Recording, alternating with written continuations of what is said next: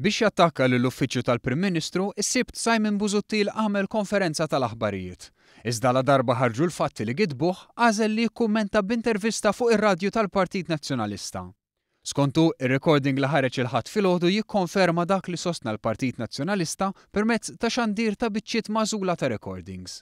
Minkejja li fir-recording imxandar minn midja indipendenti jissemmew b'mod ċar il-warning shots, Busuttil jibqa' jsostni mod ieħor. Dan il-kliem bil-Malti jista' jinftiem biss illi spara fuq ħaddieħor.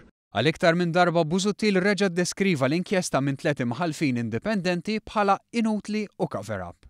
Li l-inkjesta hija inutli, kif qalet mill-bidunet l-oppożizzjoni, hija ċara għal kulħadd.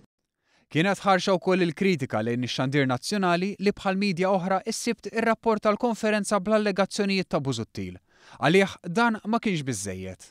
Hija pastażata illi l-PBS it-transcripts li ħareġ il-medja tal-Partit Nazzjonalista jinjorom. U issa l-biċċa recording li joħroġ il-Gvern iġiba mill-ewwel, imisshom jistħu. Min-naħa tiegħu il-Partit Laburista saħaq li wara li ħareġ b'recordings immanipulati u selettivi, il-kap tal-Oppożizzjoni li issa qed isejjaħ dan tal-aħħar bħala biċċa recording m'għadux kredibbli.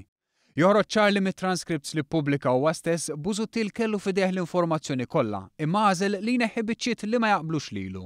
Għaldaqstant lan qabad iħalli partijiet kruċjali barra għandu jerfa' responsabbiltà. Min-naħa l-oħra, issostni l-istqarrija tal-Partit Laburista jekk ma kellux kollox u ħareġ b'konklużjoni juri li l-kap tal-Oppożizzjoni huwa wieħed dilettantesk li jiġbed konklużjonijiet fuq nofs veritajiet.